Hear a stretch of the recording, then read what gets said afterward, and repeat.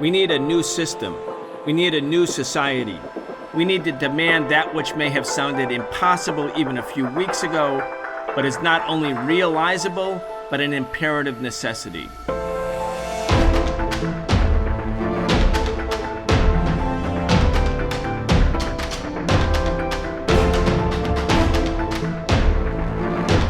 The Israeli military bombed the Iranian consulate in Syria, killing more than a dozen people, including high-ranking members of the Iranian military. And Iran has struck back with a wave of drones and missiles at Israeli military installations. Israel's war against Gaza has entered a new stage. Welcome to the Socialist Program. I'm your host, Brian Becker. Today we're talking once again with Professor Mohammad Marandi. Dr. Marandi is an expert of American studies and post-colonial literature. He teaches at the University of Tehran. Mohammad, welcome back to the Socialist Program. Thank you for having me, Brian. Mohammad, there's a lot to talk about. Clearly, we've entered a new stage. The brazen attack by the Israeli military that bombed an Iranian consulate, which is considered by the Vienna Convention as a diplomatic compound to be inviolable, an attack that took the lives of many people, including senior officials.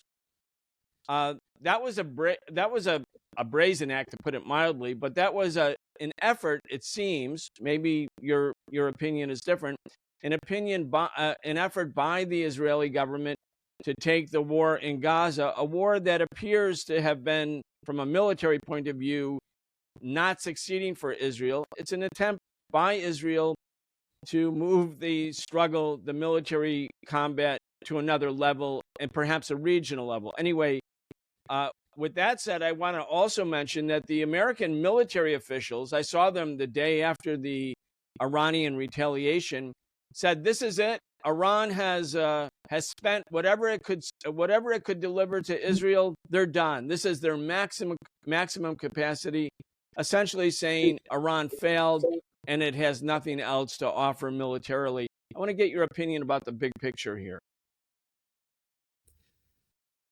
Well, you're absolutely right. The Israelis have lost in Gaza.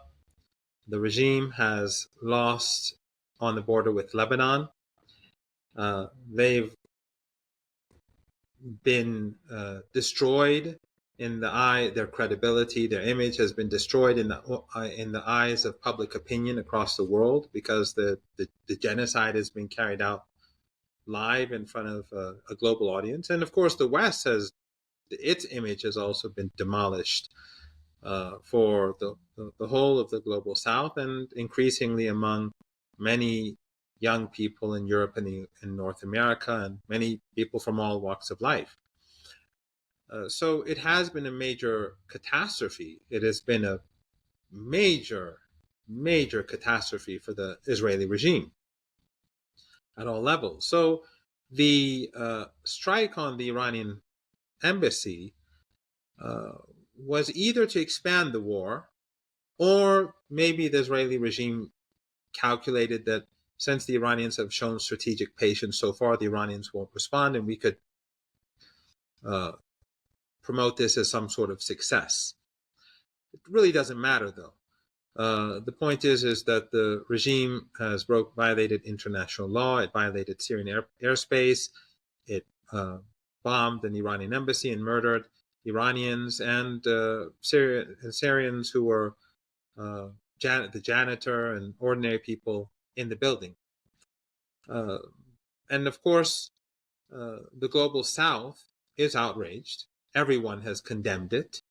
The West is an exception to the rule, and they're no longer really important in the world that we live in, their opinion. So the United States did not condemn it. The British, the French, the Germans didn't condemn it, and they refused to allow the Security Council to condemn the bombing of the Iranian embassy.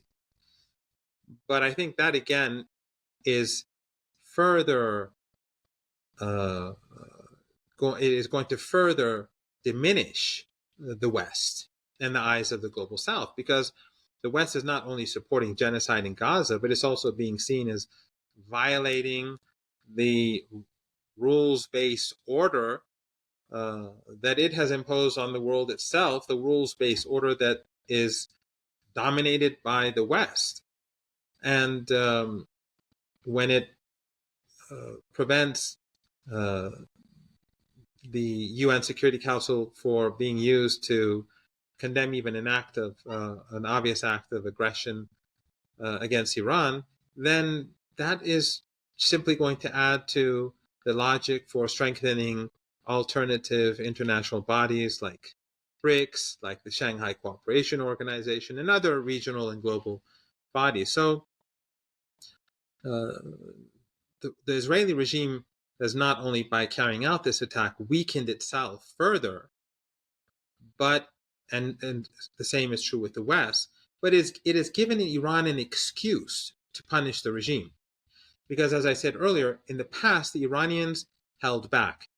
They showed patience. When during the dirty war in Syria, when NATO regimes and their local friends and allies, including Israel, were helping ISIS and Al-Qaeda and other extremist groups and their affiliates in Syria, and they brought in tens of thousands of foreign fighters, the Iranians went to stop Syria from falling into the hands of these terrorist groups, and to prevent these black flags from being raised in the capital, Damascus. And back then, the Israelis, in support of ISIS and Al-Qaeda, would bomb Iranians, and sometimes Iranians were murdered by the Israelis. But the Iranians back then showed strategic patience because the priority was to save Syria. Then more recently, as the genocide, after the genocide in Gaza began, the Israelis started targeting Iranians again in Syria. And again, the Iranians showed patience because they wanted the focus to be on Gaza and the atrocities being carried out there. But in this case, as I said, the Israelis went way too far, because if the Iranians had not responded, then the Israelis would bomb another embassy the next day in Lebanon or wherever. So no place would be safe. And the fact, I mean, it was obvious that the Iranians had to respond. But since it was an embassy, it gave Iran greater support from the international community to respond. Again, people who live in the West may say, well, no, that no one supports them. That's only the West. That's only CNN and Fox News and the BBC and Sky News and the New York Times and the Washington Post and the Guardian and the Times. These are no longer global news channels that influence the world. They are increasingly becoming less important across the globe, and even in the West, increasingly people don't trust them. So their narrative is not a global narrative anymore. So the global South supported Iran's response. So Iran had an opportunity to punish the Israelis. Now, the West says that this was a failure, but it was the exact opposite. What did Iran do in this operation? First of all, it played mind games with the Israelis for over 10 days. Then, before the operation started, they warned everyone that they were going to attack. Why did they do that? Because they wanted the Americans and the Israelis and the others to respond. They warned countries in the Persian Gulf, these family dictatorships, that if American bases are used, we will punish you. So the Americans were forced to refrain from using their bases in the Persian Gulf or in Turkey or elsewhere. And the Iranians knew that Jordan would do what it did. And in fact, it's a good thing that it happened, because it weakens the Jordanian regime, because it delegitimizes it in the eyes of its own public. It puts pressure By that on. you mean, Mohammed, by that you mean that the Jordanians joined with the U.S. and the Israelis in shooting down some of the incoming That's right. drones or missiles that Iran used, correct? That's right. So, exactly. So when the Iranians fired those drones, when they launched the drones, it took them 3 hours to get to Israel. So the Iranians informed everyone that this is going to happen. Then they sent the drones. It was obvious that they were going to be shot down. But what was the Iranian objective? There were three objectives here. One, these drones were very inexpensive. These were old models. none of Iran's new technology was used in this operation, especially with regards to the drones. So these were drones that cost maybe $10,000 each. Probably they're worth less because they've been around for years. They can't sell them. So these drones were fired. They were very cheap for Iran. What did the Americans and the Israelis do? They used very expensive surface-to-air missiles to bring them down. The Israelis alone, according to their own reports, spent over $1.3 billion shooting down these drones. So the Iranians maybe spent a couple of $1 million on the drones, and the Israelis $1 billion. And then the Iranians fired a number of, again, missiles that were older and less expensive and that had no new technology in them for the Americans and the Israelis to be able to figure out Iran's capabilities. And those were again struck by the Americans and the Israelis. So the Iranians basically carried out a very inexpensive operation, and they forced the other side to carry out or launch a very expensive defense to counter these drones.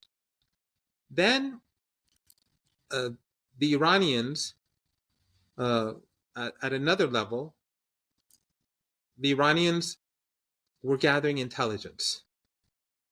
They were using these drones and older missiles to figure out the capabilities of the Israeli regime, the Americans, and the Americans did the heavy lifting, not the Israelis. And the British and the French, their capabilities are not important. It was basically the Americans. But the Iranians figured out, or they learned a lot, they gathered a lot of intelligence about what sort of defense capabilities the British and the Americans, the Israelis and the Americans have. So it was an intelligence gathering operation, a very inexpensive intelligence gathering operation. And then at a third level, the Iranians fired a handful of missiles alongside those other missiles. Those missiles were directed at two targets, an air base in the south and a military intelligence gathering center, I think, in the north. And those missiles struck their targets. And even those aren't the most advanced missiles that Iran have. And some keep saying that these were hypersonic missiles. They weren't hypersonic missiles. But these missiles struck their targets. So Iran sent a signal to the Americans and the Israelis that we can hit you. The Iranians gained a lot of information. The Iranians didn't spend much money. And the Israelis and the Americans spent a lot of money. And remember, these surface-to-air missiles are very expensive, and there are not many of them because they're being used in Ukraine as well. So it's very difficult to replace them. Now, another important thing is that the Iranians also declared that from now on, we've changed the equation. What does that mean? The Iranians said, until now, we've shown strategic patience. But after this attack and Iran's punishment as a result of the attack, after this, the Iranians will punish the Israeli regime directly anytime that it attacks an Iranian or Iranian assets, wherever they may be. It doesn't have to be in an embassy or in Iran. If the Israelis strike an Iranian in Syria, the Iranians will strike back directly from Iran at the Israeli regime. So that narrows down significantly the scope of maneuverability for the Israeli regime. And so if the Israelis strike Iran now, again, the Iranians will hit much harder, and they will use the real stuff that they have, the real, their real capabilities. They won't warn anyone beforehand or send drones to fly for 3 hours to get there and give everyone a heads up, which was a very smart move by the Iranians. But when it gets into from now on, now that the equation has been changed, the Iranians will strike back immediately and very hard. And this is not a battle that the Israeli regime can sustain, because Iran's strong point, or one of its strong points, is its missile capability and its drone capabilities. And another piece of evidence that reinforces what I'm saying is the Red Sea. The Yemeni armed forces use the same strategy. When the Americans came in and they said we're going to deal with it, what happened? They couldn't do anything. The Ansarullah, or the Houthis as they call them in the West, Ansarullah, the Yemeni armed forces, they would play with the Americans and the British. They would fire off these cheap drones or cheap missiles, and the Americans would spend millions of dollars trying to bring them down. And then whenever there was a ship that was going to an Israeli port, or a ship that belonged to the Americans or the British that was passing through the Red Sea, since these ships were added to the list after the Americans and the British carried out aggression on Yemen, they would hit those ships, and then, or they would force ships to go back. So the Americans have not been able to do anything about Yemen's missile capability or drone capability. They spent a lot of money bombing empty land and bringing down cheap drones with expensive missiles. Iran is far more capable than Ansarullah or the Yemeni armed forces. It's far more advanced, and they have far more missiles and drones in their underground bases to fire at the Americans or the Israelis or whoever carries out aggression against Iran. So it was a major success for Iran. It doesn't matter how they frame it in the West, but what does matter when they frame it in the West is just that when they frame it in a misleading way, is that they may believe their own propaganda. And when they believe their own propaganda, that leads to miscalculation. That is the only danger. Otherwise, they can pretend that they won, no one here cares. But we have to all remember what happened in Ukraine.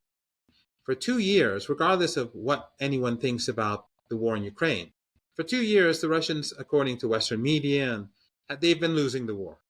And the Ukrainians have been, suddenly, after 2 years of winning, everyone is saying the Kiev regime or the Kyiv regime is on the verge of collapse and that the war is going very badly.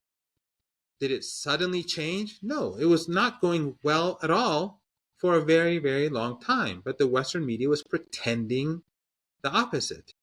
And I think many people in the West, many of the elites, believed their own propaganda. And that only made things worse for NATO and Europe and the United States, and mostly, more than anyone else, for the poor people of Ukraine. So if the Americans and the Europeans want to present their genocidal ally as victorious, that is fine with us. But their genocidal ally has failed, and this was a major achievement for Iran. And it's very interesting that the Americans give and the Europeans give the Israelis a capability to bomb Gaza. They allow them to bomb Iranian embassies, but they don't use any missiles to defend the people of Gaza. They used their missile capabilities to try to defend Israel. It's really, we are living in an Alice in Wonderland world. Well, speaking of Alice in Wonderland, I want to play a clip. It's David Cameron, former prime minister in the UK, now the foreign minister. It's a media interview. I don't know if you've seen it, but we'll play it for you and the audience. But, anyway, let's just play it, and then I'll get your reaction. A reckless and dangerous thing for Iran to have done. And I think the whole world can see all these countries that have somehow wondered, well, what is the true nature of Iran? It's there in black and white. What would Britain do if a hostile nation flattened one of our consulates? Well, we would take the very strong action. Does he know what he's saying, Mohammed? I mean, it's like in the same sentence, almost in the same breath. Iran has shown who it is by retaliating after its diplomatic compound was destroyed by a U.S.-financed Israeli missile strike, and then ask, well, what would the UK do if somebody flattened our embassies? Oh, we take strong action. What's good for the goose? It's coming from Sky News of all places. If it was a serious media outlet, he would have been torn apart. A simple question was raised, and this has gone viral. He's exposed himself. It shows how weak their logic is.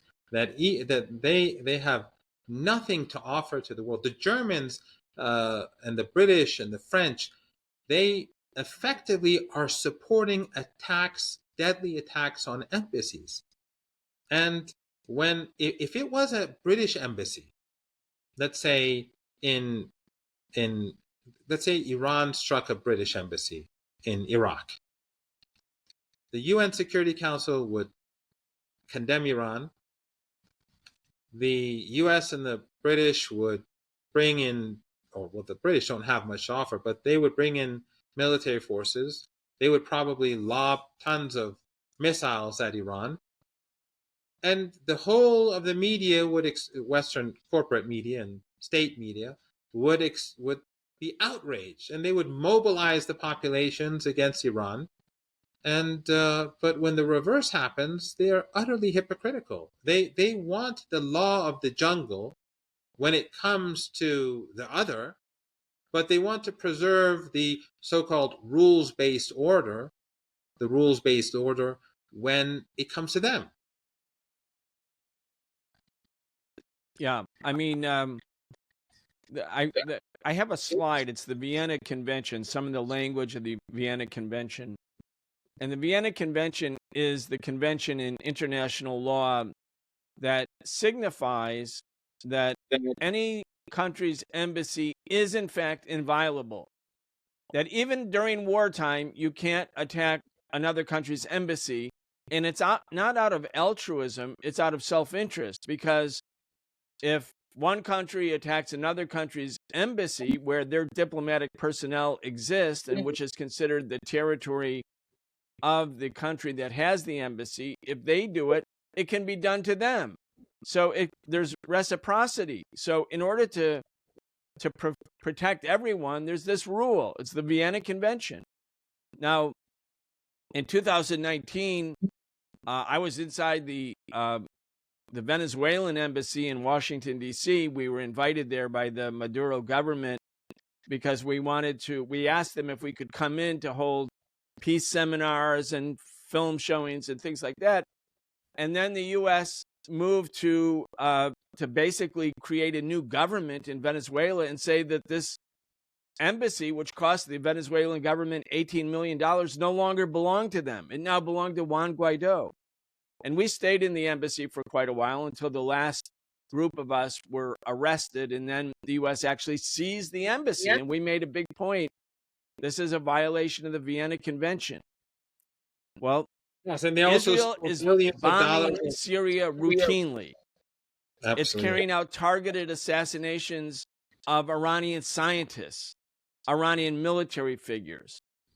The U.S. government in early January 2020 assassinated Qasem Soleimani, a senior top Iranian military leader, when he landed in Baghdad, or was in Baghdad's airport, Baghdad International Airport, and he was there for regional peace negotiations. When you look at the record of the lawlessness of the United States, and you keep referring to what they keep referring to, the international rules-based order, which has it doesn't exist in international law. International law, if one wants to cite it, would be the UN Charter. But they create their own rules, and the double standards are quite obvious. What's new is not the hypocrisy. What's new is there is a changed relationship of forces in the Middle East between Russia and the United States, between China and the United States. What's changing is not the hypocrisy, not the double dealing. It's the fact that the U.S. is weakening. And yet, and I think this is important, and I've heard you talk about it, yes, U.S.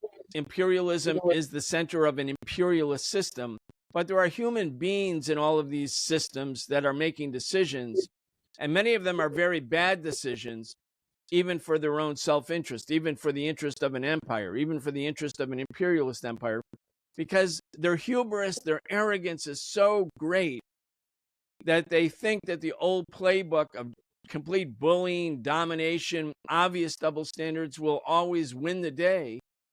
And right now, Mohammed, it's not going to win the day. Absolutely. The United States not only stole the Venezuelan embassy, they stole billions of dollars of assets of the Venezuelan people, and they gave it to some random guy that the Americans chose as the president of Venezuela. The numerous coups that we've seen across the world, or attempted coups of Bolivia and elsewhere. It's quite amazing that the UN is a body that was created that by the Americans, basically, and the rules-based order benefits the West more than anyone else. They control the key institutions for the rules-based order. But nowadays, and it is largely because of this change in the balance of power, the rise of countries like China, Iran, and Russia, and countries like Brazil and India, this balance of power is changing. And so the Americans nowadays can't even accept their own rules-based order. They're even throwing that aside. And it reinforces what you just said. The people who are ruling over this empire, this collapsing empire in the West, are not even smart enough or intelligent enough or rational enough to understand that they are hurting themselves and their empire through these foolish policies. By wrecking the rules-based order, they are creating an incentive for alternative bodies such as BRICS, such as the Shanghai Cooperation Organization, and other regional international bodies. By imposing sanctions, by weaponizing the dollar, by weaponizing financial institutions, they're creating the incentive for other currencies to rise and for alternative financial institutions to be created, and they are being created. By constantly sanctioning countries, they're incentivizing countries to create alternative means for trade and business. By carrying out assaults on, like in Ukraine, by working against Russia, they push Russia closer towards Iran. By putting pressure on Iran, they push Iran closer to Russia. By threatening China, they push China closer to Iran. And all those countries in Central Asia that have close ties with these countries, they move closer to these three countries. So the more the Americans push, the more they are creating convergence among countries in the global South. So if the Americans wanted to preserve their hegemony and domination, they would try to keep the UN Security Council meaningful. They would try to make the US dollar look more appealing. They would try to make Western financial institutions look safe. That would preserve their hegemony for a longer period of time. But since they are irrational, since they are unreasonable, and since they are living in a bubble where they think that it's still the 1990s, they still see themselves as exceptional. They see the world in Eurocentric terms, and they can't really understand how much the world has changed. They are making these foolish decisions, and therefore they themselves, their policies are acting as catalysts to push forward the change that's taking place in the world much faster. Mohammed, do you think that the Israelis will retaliate for Iran's retaliation? Obviously, the Biden administration is warning Netanyahu, don't do it. The U.S. is scared right now. The U.S. itself doesn't appear to be prepared to have a retaliation. Anyway, what do you think? What's your estimate on that?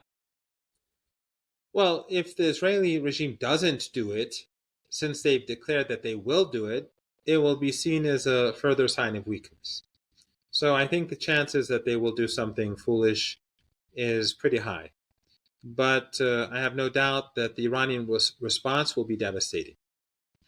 And I'm sure that the Americans don't want to see escalation because, A, I think the Americans know that the Israeli regime would be on the losing end.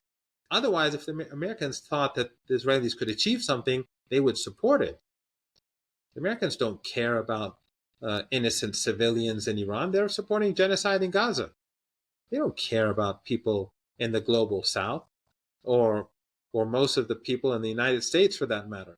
But they know that the Israeli regime is behaving irrationally and foolishly. They can see that much. They can understand that much. And Netanyahu has his own agenda. His allies have their own agenda. So Americans are opposed to it because they know that the Israelis will be on the losing end.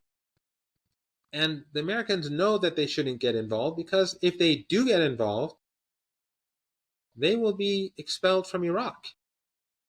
And then if they're expelled from Iraq, they'll be expelled from Syria because their illegal occupation in Syria is dependent on their illegal occupation in Iraq. But have no doubt, the Americans will be routed. And not by Iranians, by the resistance in Iraq. And then, if the Americans carry out acts of violence against Iran in any way or form, those bases that the Americans have in the Persian Gulf will be targeted. But more importantly, those countries that host those bases will be seen by the Iranians as partners in crime. Those oil and gas installations across the Persian Gulf will be destroyed. And the Caucasus, wherever the Americans have interests. So we will see a global economic crisis that will go beyond what we saw in 1929. And the Americans know Iran has that capability. So there is a sort of balance of terror between Iran and the United States. Something like the balance of terror between the United States and the Soviet Union, because both had nuclear weapons. But in this case, the global economy and the United States and the West is dependent on this oil and gas. And by the way, if there is a war in the region, the gas prices, the oil and gas prices go through the roof, the Russians benefit. They'll make a lot of money, and I don't think that will make the Americans or the Europeans very happy at all. So the Americans are in a tough spot. They cannot escalate without bringing about ruin for themselves.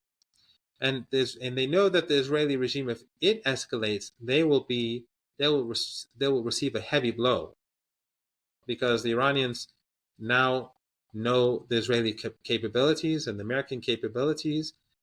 The Iranians haven't shown their hand, and their stocks are full of highly advanced missiles and drones that haven't been touched yet. They can fire 10 times as much as what they fired already a couple of days ago at one go.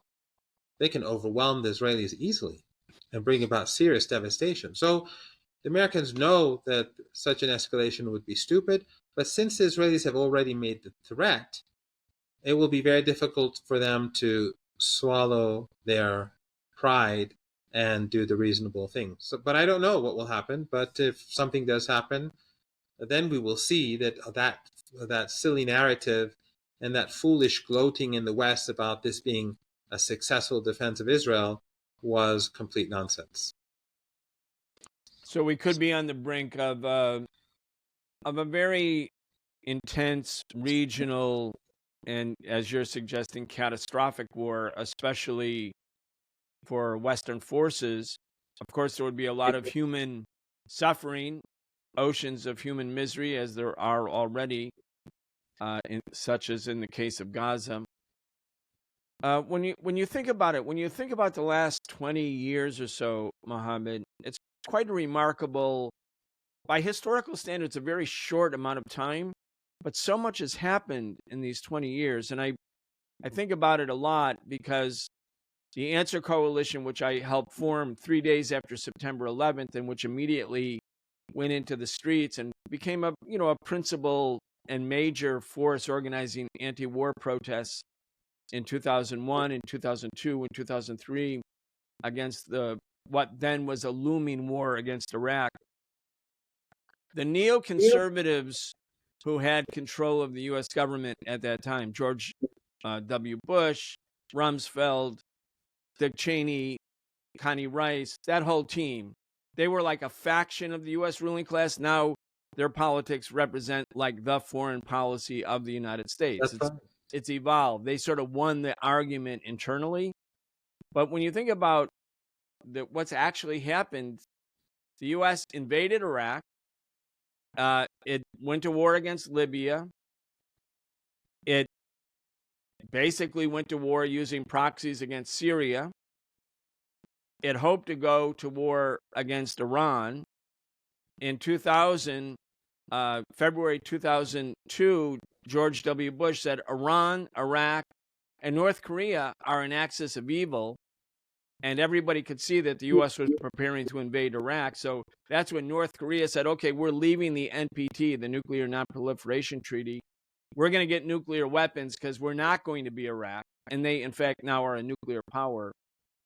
The U.S. did carry out all those military operations. But when you look at the region right now, they don't have a puppet government in Iraq. That didn't happen. They lost. They were driven out by resistance. They didn't succeed in Syria. They did succeed in crushing the sovereign government in Libya, but to what end? I don't see the great benefit for U.S. imperialism. And then you look at the region now, you have a new constellation of resistance forces who are getting stronger, not weaker.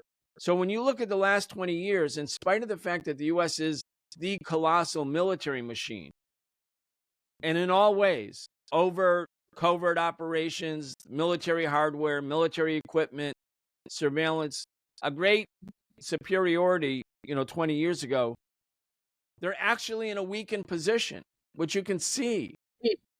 And in a way, it's sort of a turning point. It's not just a momentary weakening. This is a shift that's never going to be, from my point of view, undone. And I would like to just have you talk about that, but also place Iran's role in this new constellation of forces in the Middle East that are clearly challenging not just Israel, but U.S. and Western imperialist domination. Well, it is very interesting that, and I always say that the worst thing that ever happened to the United States was the collapse of the Soviet Union and Saddam Hussein's stupid invasion of Kuwait. Because the fall of the Soviet Union caused Americans to believe that we've reached the end of history. That idea was reinforced, that somehow they were superior morally and economically and politically, and that gave them the opportunity to dictate terms across the world. And the catastrophic invasion of Kuwait and the catastrophic defeat of Saddam's armed forces and the misery that he brought upon the people of Iraq gave the Americans this false sense of invincibility, sort of like the Israeli regime before all this happened, before Hezbollah and Hamas and others put them in their place.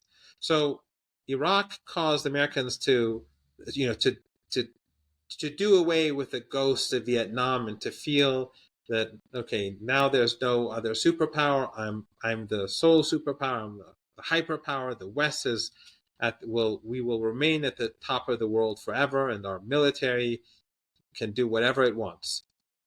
That, I think, was the greatest curse for the American people, because it quickly led to immoral and stupid policies carried out by the United States and its Western allies, which quickly led to the decline of the fortunes of the collective West, and it killed many millions of people.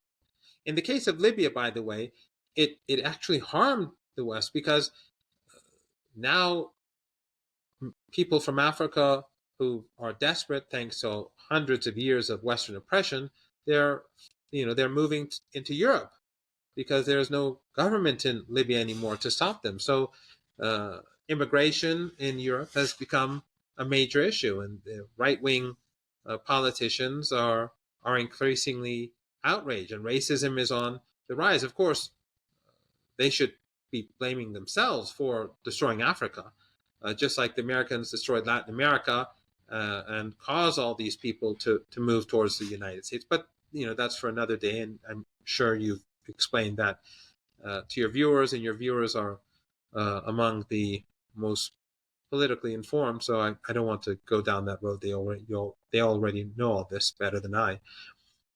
But remember, as you said, 2 decades ago, Iran was the part of the axis of evil. It was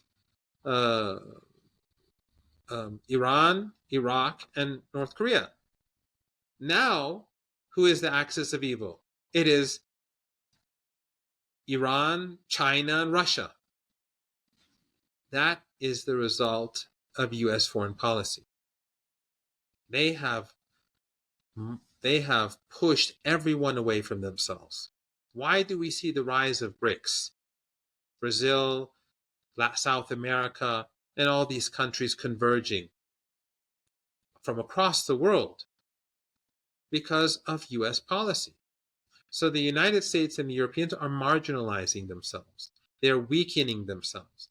They think that by expanding NATO and threatening Russia and trying to surround Russia and break Russia, that they're growing stronger. Ultimately, they showed that it is causing them to lose their influence and power.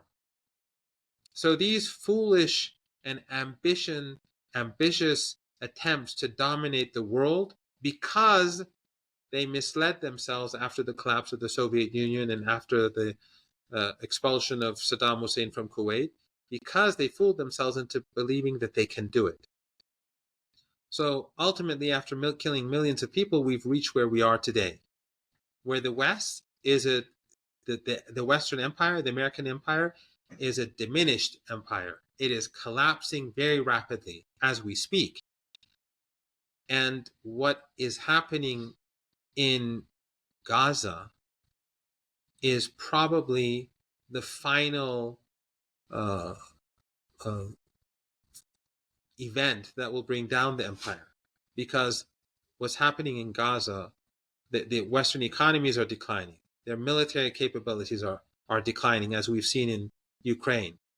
But now the West has lost the ability to project soft power across the world, because the world is seeing them as being behind the genocide. When the Brazilian president, among others, say this is just like the Holocaust and the Second World War, this is destroying the image of the West. So the world despises the West for what it's doing to the people of Gaza. And that only further marginalizes the West. So the West is sacrificing itself for the sake of this ethno-supremacist, racist regime called Israel. This genocidal regime is turned the world not only against itself, but against the collective West, which is behind this racism and this ethnic cleansing and genocide. So it's only bringing down the empire further. And today, the axis of resistance is on the rise. They are the only ones who are opposing. Sadly, we have countries that continue to do trade with the Israeli regime. We have countries that are doing business and intelligence cooperation with the regime. These are all on the decline. Their credibility among their own people diminishes. And those who are supporting the resistance, and as I said, it's Yemen, Iran, Iraq, Syria, Lebanon, all of them are supporting Gaza today. They are on the rise, and people across the world see that. And of course, this resistance is going beyond the borders of the region. Now you have young Americans and Europeans, Jews, Christians, Muslims, Hindus, people from all walks of life, effectively leading the resistance on another front, on the political front, in the United States, in North America, in Europe. And of course, the whole of the global South is turned against the West. So this resistance is on the rise, and it's not exclusive to Iran or to these countries and organizations in the region. It is something that exists even in the West. And people across the world see this, and people in the region see this. And it may not be changing Western policy today, but what it does is that it shows the people of the region that there are a lot of moral human beings in the West, sane human beings from all religious backgrounds and political backgrounds, from the left to the right, that are questioning, not only questioning the policies of the empire, but they are fighting back against the policies and the actions of the empire. And I think that in the future will be very important. That is what will bring, hopefully one day, the reconciliation between the global South and the West. Those are very important words. I said shortly after Aaron Bushnell, the U.S.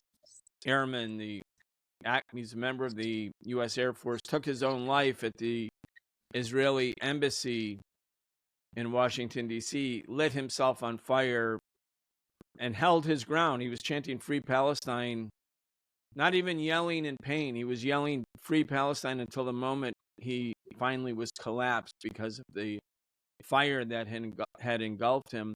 That man, that person, Aaron Bushnell, did more in terms of restoring the image of Americans in the Middle East and elsewhere than all members of Congress combined, because that one act symbolized at least what exists in the grassroots in America, which is a growing anger and outrage against the genocide, but also solidarity. And against the people of the Middle East, the Palestinians. Exactly. Say it again? And the moral depravity of these senators and congressmen and women. Yeah. I mean, the contrast couldn't be clearer. And I can tell you, Mohammed, you can feel it even among young people in the streets in the United States. There is a large Arab American and Palestinian diaspora. So a lot of young people whose families are either in Gaza or from the Middle East. So these young people have a great clarity about what's going on, a great connection to the history of resistance and struggle. But there are millions who are not Arab, who are not Palestinian, but who have learned so much in the past months and are now active. And yesterday, we're recording this show in the afternoon Eastern time, April 16th. Yesterday, April 15th, tax day in the United States, tens of thousands, maybe hundreds of thousands, I don't know the number, of people were in the streets all over the country, shutting down weapons manufacturers, shutting down banks, shutting down access on highways, shutting down airports. Not because they want to shut things down just generally. They want to end the genocide. And they feel the power of resistance and steadfastness in the Middle East, and of course, mainly from the Palestinians, but all of the people of the region. And they don't feel separate from it. They feel actually connected to it. And the U.S. media can say they're terrorists or pro-terrorists or whatever demonizing, colorful, demonizing language the media wants to use. It doesn't matter. The people feel the way they feel. They're watching a genocide in real time. They're learning a lot. Their political consciousness is growing like exponentially. And, in the modern era, maybe it wasn't true 300 years ago, but in the modern era, public opinion actually does matter. Public consciousness does matter. And it also becomes an international consciousness. And that's part of the global movement for justice that's always been there. It's sort of international solidarity. And it goes beyond sort of ideology too at a certain point. Like I'm a Marxist. This is the socialist program. The Iranian government isn't a communist-led government. The Russian government is no longer led by a communist party. China is led by a communist party. Brazil is led by a social democratic workers' party. All kinds of different philosophies and ideologies. But there's something in common now, which is reshaping the world. And in that sense, when you have governments like Iran that, before 1979, Iran was, basically under U.S. domination, in spite of the fact that it was a big country, large military. This equation is changing. And ultimately, even though it seems impossible for a while for consciousness to grow inside the Western imperial countries, it is happening. And I think for Israel, and again, as you mentioned, young Jewish Americans are in many ways in the forefront all over the place, carrying out militant, direct civil disobedience actions. This is the kind of recipe for global change. Doesn't happen all at once, but it's definitely happening. I want you to just reflect on that, and I know you have to some degree, but a little bit more. And also, for us in the West, how this is impacting the region. Like right before October 7th, it seemed like Israel was about, vis-a-vis the Abraham Accords, to have sort of legitimized through Saudi Arabia or UAE or Bahrain. Anyway, everything has shifted. Go ahead. Yes, and when Western media and Western elites and Western politicians say that the Arabs want to do a deal with the Israelis, they're talking about these dictatorships that are not reflective of public opinion. No one in this region will, the public will never accept this brutal, genocidal apartheid regime, just like in South Africa and in Southern Africa, it was unacceptable and it had to go, despite Western support. Back then, the ANC was a terror organization. Nelson Mandela was a terrorist, according to U.S. law. But the U.S. failed, and they will fail here. And today, we see across the region, people are heroically defending the people of Gaza. The Ansar Allah in Yemen is seen as great heroes of this conflict, standing up to the United States, even though they've experienced a decade of genocide themselves. But they're standing and steadfast supporting the Palestinian people and the people of Gaza. Lebanon, Hezbollah is making great sacrifices to both keep Lebanon safe on the one hand, but also to put pressure on the Israeli regime to draw half of its army away from Gaza. The resistance in Iraq, which the Americans bomb and murder people who are members of it, they are keeping the empire in check so that they don't do more to devastate the people of Palestine. And of course, the Iranians that have been making sacrifices for years, and the Syrians who've been devastated simply because of their support for Palestine and their opposition to the Israeli regime. But I would consider those young people that you've alluded to, and older people and people from all walks of life, as equally heroic in their own way. They are making sacrifices. I'm sure many of them are being they're facing pressure from the powerful institutions. They're concerned about finding jobs in future, or being expelled from university, or being harassed by the mainstream media or the FBI looking for information about them to or some weakness that they may have had at some point to use against them. People are making sacrifices and taking big risks. Jews, Christians, Muslims, Hindus, the left, the right. We see this happening increasingly in the right as well. So there is this shift. There is this major shift taking place. And there are many heroes in this resistance, whether they're in the region that are fighting on the ground and fighting politically, or across the global south that are pushing to support the struggle, or in the West, which is opposed to this empire, and those young people and others that are pushing to create a more just world. So the resistance is huge. I'm not saying that things are going to get better anytime soon. They may get a lot worse, but I always have.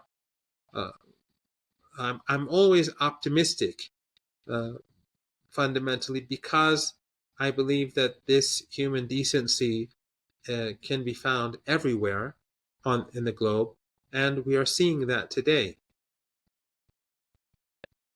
As we move towards the end, Mohammed, I want to ask you about something that might seem a bit more mundane, but I think it's strategically important, and I think there's a lot of interest in the topic, and that's the relationship right now between Iran and Saudi Arabia. And the reason I want to raise it is that for a long time, the U.S. premised its control over the Middle East based on not only the deployment of American military forces, but relying on proxies. There was the Nixon doctrine in the 1960s, which relied on the Shah of Iran and the Israeli government, and of course the U.S. and some others too. But that was a principal part of the U.S. doctrine for policing this oil-rich, geostrategically, and at that time very revolutionary part of the world. Then the Iranian revolution happened, a people's revolution happened, and in spite of the fact that the Shah killed so many people who were protesting peacefully, they couldn't stop the revolution. I mean, if you read Zbigniew Brzezinski's memoirs, the U.S. was angry with the Shah because he wasn't tough enough. And that's after killing tens of thousands. Brzezinski actually says, we were angry, he was too soft. He didn't have what it took to get the job done, meaning to kill even more Iranians in order to maintain the relationship. So then the Iranian Revolution happens, and right after that, I remember it vividly because I actually went to San Antonio to where the Shah was at Lackland Air Base because we were going there to organize protests demanding he be extradited back to Iran. That was during the so-called hostage crisis. Ronald Reagan came in right after Jimmy Carter and said, there will never be a revolution in Saudi Arabia, meaning the U.S. was never going to let happen in Saudi Arabia what they tried to prevent in Iran, as if the U.S. could determine the fate of this country. But it was that important for the U.S., given the Iranian Revolution and other things, to have Saudi Arabia. And Saudi Arabia has been pretty much a traditional sort of proxy. I don't know if ally is the right word. But then there have been a sort of warming of relations. The plans that the U.S. had for Saudi Arabia seem to be kind of on hold, at least. Just talk about what's happening with Iran-Saudi relations and what it reveals or what it signifies in terms of the politics of the region. Well, after the revolution in Iran, Saudi Arabia was used to reinforce American domination. And the Americans and the Saudis used the extremist ideology within the broader Salafist movement and Wahhabism to do that. They used that in Afghanistan and Pakistan when they funded groups to fight the Soviet Union. In fact, I'm sure you know, initially the Saudis did not have the capability to print books and to give that ideological, extremist ideological information to the people and feed the extremist ideology to people in Pakistan and Afghanistan. So the books were printed at the University of Nebraska, if I'm not mistaken.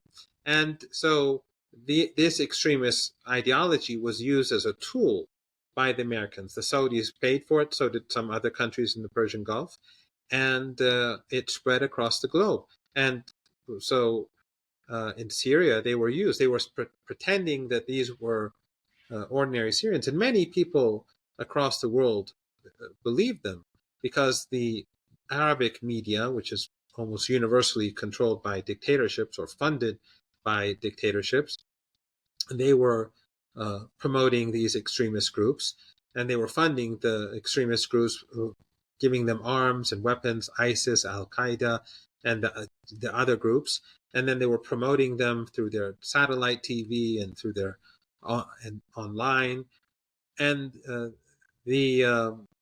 NATO was funding them. So they used these extremist groups to divide the region, and it was used in, as I said, in Afghanistan, but it spread, and it's become a big problem in parts of the world because this extremism has caused horrific pain and suffering across the board. But it is not. So when people speak about Islamic terrorism, there's no Islamic terrorism. This wasn't this was a local ideology and nudged once upon a time in the Arabian Peninsula, but through money and Western support, it became a force. It like the Contras in Latin America, like the extremists that the groups and factions that the United States supported in Latin America, like the extremist groups that they used in Ukraine, like the neo-Nazis. They did the same in this part of the world. They promoted the extremists, hoping that they can contain and manage them, and so it helped divide the region. These extremists went and devastated Syria. I've been to Syria many times during this dirty war. I would go to Damascus University, other universities across the country. I would speak to students. I'd teach in class. I'd give seminars, and everyone. There were those who really supported the Syrian president, who loved him. There were those who liked him. There were those who were, neither here nor there. There were those who didn't like him. You could tell, when we have discussions. But no one wanted these extremist groups to take Damascus. So they all were supporting the government against what NATO and these oil-rich dictatorships were pushing. Now, Saudi Arabia, whatever you may think of Mohammed bin Salman and his what he's done in Yemen, or what he's done to Qatar or to Lebanon or elsewhere, Saudi Arabia, what Iran is trying to do is try to prevent the Americans from continuing with this and succeeding with this divide and rule policy in our part of the world. Just like what you see in the United States, I think the division between the left and the right in the United States is something that the American government and the political establishment wants. And you see that, cracks developing in the right as well, which I won't get into because you know this better than I. So these divisions both within the West and across the world are what keep these rulers in power. It's what keeps this fragmentation is what keeps everyone in check.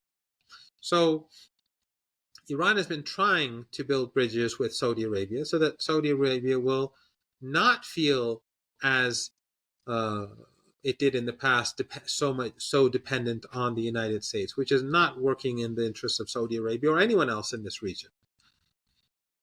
So although there are still major differences, and the Saudis are not seen as supporting the Palestinian people, but I think that as the United States is becoming more unreasonable, and as it's declining, the stronger the relationship, or the more normal the relationship between Iran and Saudi Arabia, the better it is for the region. So Iran wants to decrease the policy of the current administration is actually to prioritize ties with neighboring countries. That is a top foreign policy agenda. And also to develop ties with non-Western countries, with China, Russia, BRICS, and so on, and like institutions like the Shanghai Cooperation Organization, Central Asia. But neighboring countries is also a key part of Iran's agenda, its neighborhood policy. And so the smaller the gap, the less possible it is for the American regime to use those fissures to create tension and to exploit the region. It becomes more difficult for the United States. And I think the same is true within the United States itself. And that's why I think it's a smart thing for people from all walks of life in the United States to focus on those who are promoting genocide and those who are corrupted in the political establishment, rather than bickering and arguing with one another. And I think that is something that Iran is pursuing in the region as well. Mohammed, I have just a minute or two left maximum, but I wanted to ask you one final question because I think people here will want to know. In Iran, there's obviously, in spite of the fact that the country is demonized and always declared to be a dictatorship, there's a very robust political system and divisions and political differences within Iranian society. That's nothing new. What's the mood in Iran right now? One, about Gaza, and two, about the fact that the Iranian government has now decided the era of strategic patience in the face of Israeli aggression has ended, essentially, and that Israel will strike, and that Iran will strike Israel directly as it did in the past days. What's the mood? What's the political consciousness like in a minute or two? I know it's a very complicated topic. Go ahead. Very quickly, based on polls, based on anecdotal information, Iran has always supported the Palestinian cause, the overwhelming majority of Iranians. There was always a debate about how much support they should give, how much we should take from Iran and give to them. Some said we should do more, some said we should do it less, most probably said around what we're doing now, but the polls vary at different times. But after October the 7th, the sympathy and support for Gaza and Palestinians has become much bigger. Even those pro-Western elements in society, many of them have turned completely against the Israeli regime. Even those who are saying we should cut a deal or there should be a two-state solution, many of them are saying, no, we cannot deal with this genocidal regime. So the Israelis have demolished even their that small segment of society that had a differing view from the political establishment in Iran with regards to Palestine. And I overwhelmingly, from what I know, I haven't seen polls on this, but from what I've seen and from people around me have seen, the Iranians are happy that Iran responded. They felt it was necessary. They're outraged that the Israelis murdered Iranians. But it's interesting that the Western media brings these Orientalized Orientals, these so-called Iranians in the West who say, no, Iranians love Israel. They support what the Israelis have done. And again, they mislead themselves and their the political elites in the United States because they believe their own propaganda. But support for the Palestinians has increased. I don't think people fear the Israeli regime. I don't think anyone wants the war to expand. They all want the genocide to end. But if the Israeli regime strikes Iran, I think it's very clear that overwhelmingly the Iranians will want a heavy response next time. All right. Thank you so much. We're going to leave it right there. We were joined by Dr. Mohammad Marandi. Mohammad, thank you so much. Thank you. Thank you, Brian.